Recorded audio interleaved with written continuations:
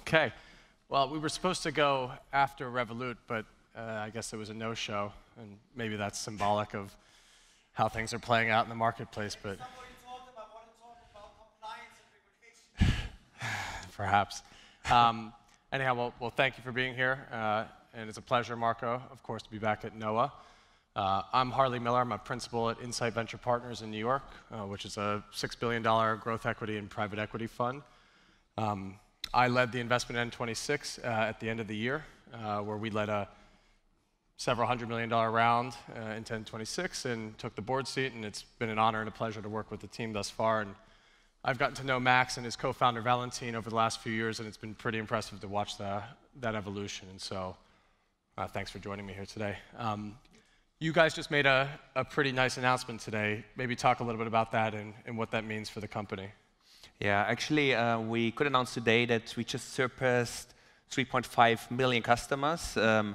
Furthermore, we announced that our team has passed 1.3 thousand, and on top of that, that monthly transaction volumes are surpassing 2 billion euros, and we make our customers make more than 400 transactions every minute. I think for us, obviously, growth for a company at our stage in general, and we're not different there, growth is obviously the main KPI. We have invested a lot of resources, a lot of attention in providing the best product, the best user experience, and now we want to become a more and more relevant player, and that means N26 needs to be used by more and more people. I think also financial services is an area of great economies of scale, and you're building a product once, and then you roll it out to more customers. It means you can actually provide your services at a much cheaper rate, and passing these cost advantages on to the customers. And I think there's also key to our business model. There was a question, there was a bunch of questions in the past around how does N26 actually make money. But I think to understand the business model, one needs to understand the cost base first. Obviously, lower IT costs with a much more modern tech stack, lower overhead costs, plus I think what's also key to our business model is that we acquire customers at a very small fraction of the price compared to any other financial institution we know about. Where's that coming from? Because most of the customer growth is organic. So customers come to N26 because they have been exposed to the product by friends. They got referrals, and we are really very much focused. We are obsessed with our product, providing the best product. And every investment we do in our product is thereby actually an investment in customer acquisition. I'd actually like to double click on one thing that really resonated with us during our diligence was the fact that you purpose-built your banking operating system and tech stack and infrastructure for the German ecosystem originally, which is, I'd say, by far and away the hardest ecosystem to navigate from a KYC and customer onboarding and regulatory standpoint. And compared to your counterparts, which started in other geographies where it was a much easier proposition to launch in those countries, be it the UK or otherwise. How do you think that's allowed you to move more gracefully? And you talked about that investment in that core architecture allowing you to move into other markets. Maybe for the audience, they'd care to hear a little bit more about that. Actually, N26 started as a German company, and about 3 years ago, 95% of our customers were from Germany. The vision pretty much evolved. Actually, since we founded the company, the vision has constantly become bigger. We actually realized that the European banking space is an extremely fragmented market. So fragmented in the sense that you have French banks for French customers, you have German banks for German customers, and so on. And N26 was the only ones that, based on one IT platform and one banking license, onboards customers all over Europe. Why did we do that? Because we realized that the banking needs in entire Europe are very much alike. And the product that's actually working well in Germany is also working well in France. And today, for example, we see that while Germany is being our home market, our fastest growing market is France, for example. And then we realized that these banking needs around the whole Western world are very much alike. And then recently the vision became bigger, and today we want to build the first global retail bank. Because if you think about a product, and we always think of our product from a customer perspective, you think about what's the customer problem you want to solve. And if you think about in terms of becoming the primary partner of the customer in financial matters, you don't have to build like 100 different products, but basically what the customer needs is they want to have a place to store value, they want to have a card to pay, they want to save, they want to invest, they might need a credit, like long-term, short-term, secured, unsecured, but that's basically it. Then you can think about foreign exchange and a couple of other features, but providing such a product is actually solving customer needs around the world. And actually what's perceived today, I think starting like also with the iPhone, which defined the global standard for great user experience, a product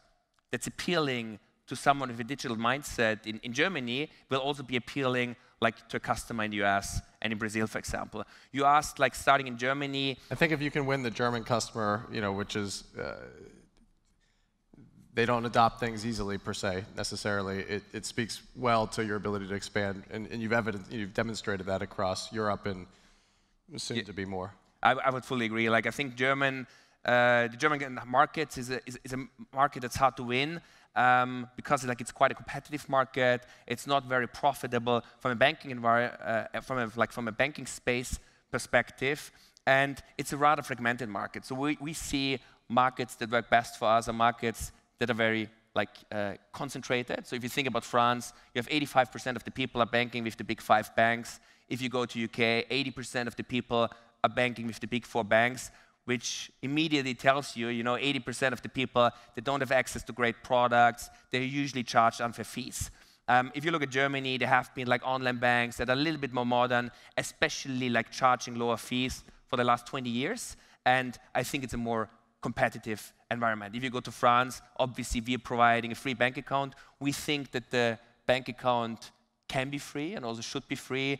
And this is like in France, for example, we are pretty much the only ones that are providing a free bank account. And if you say you have the best user experience, and what that means actually providing the best product on the market, and you can actually provide this at the cheapest price, I think it's a very strong value proposition you can make to a customer versus like the rest of the market.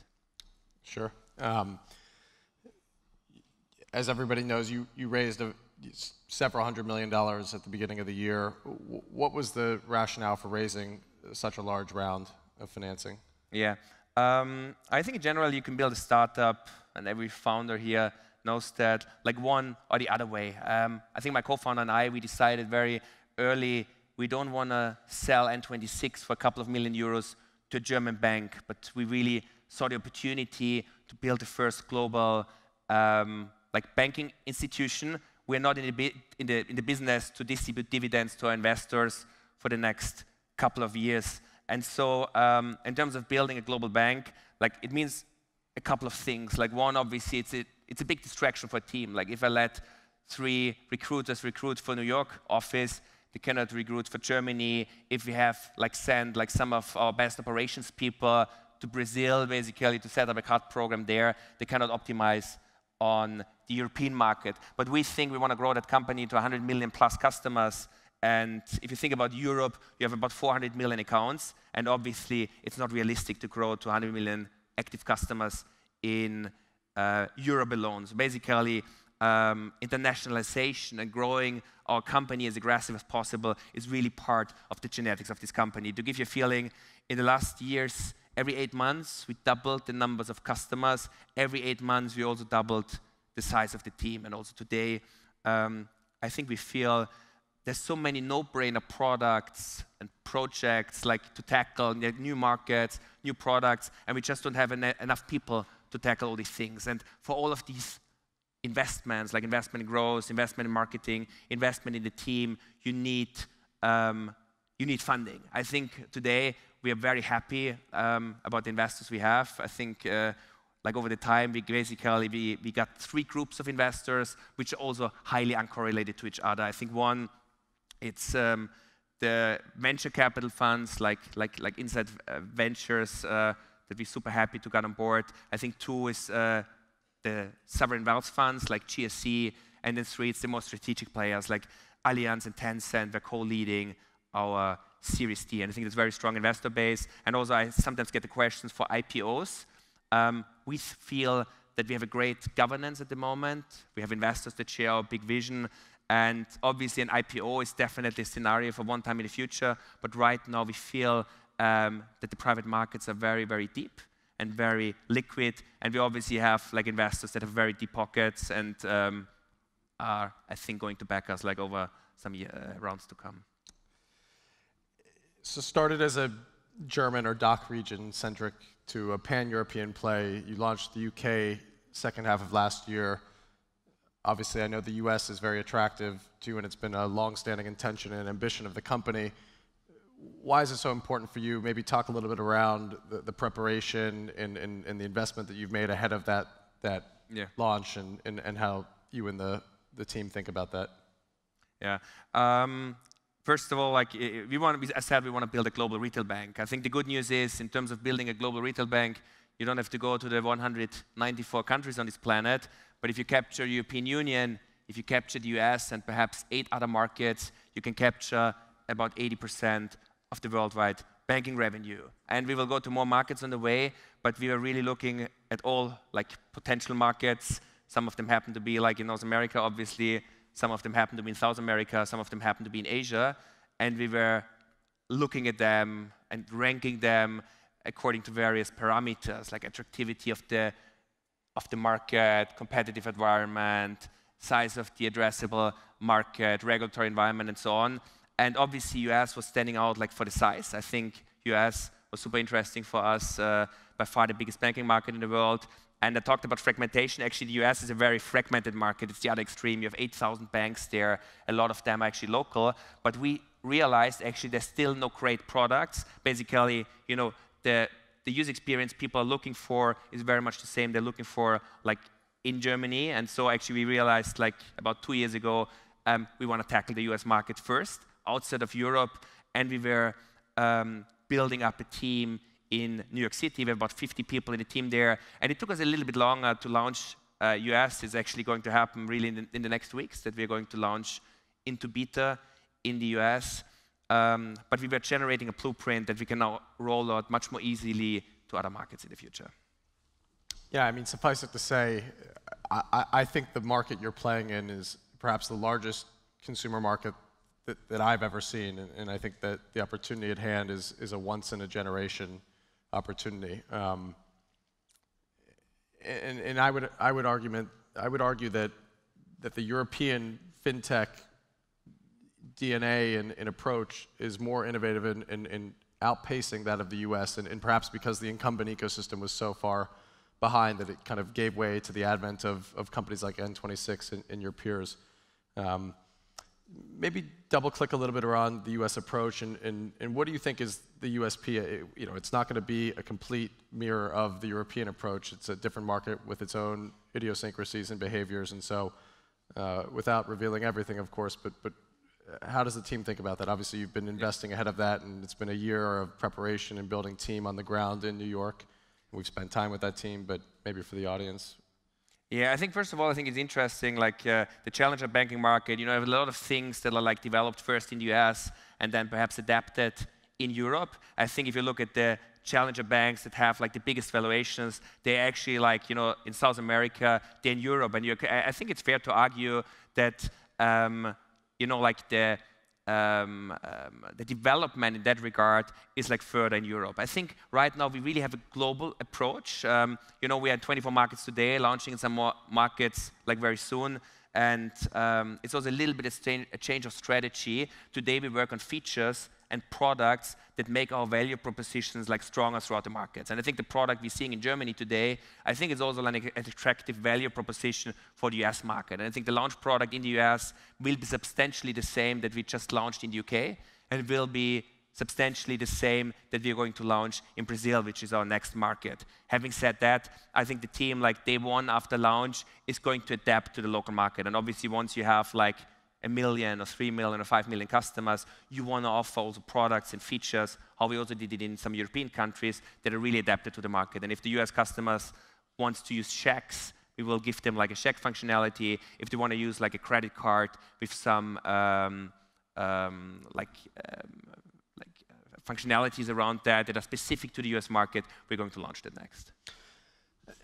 we certainly have no qualms or reservations about investing in European-based tech companies that then launch in the US and outmaneuver their US incumbents, right? Be it HelloFresh or Trivago or Home2Go. And so it's something that we believe in, and I think that the European tech ecosystem is already demonstrating that ability and that ambition, and I think that's only a trend that's accumulating and gaining strength. And so, you know, if history is any suggestion of the future, I think it'll bode very well for N26.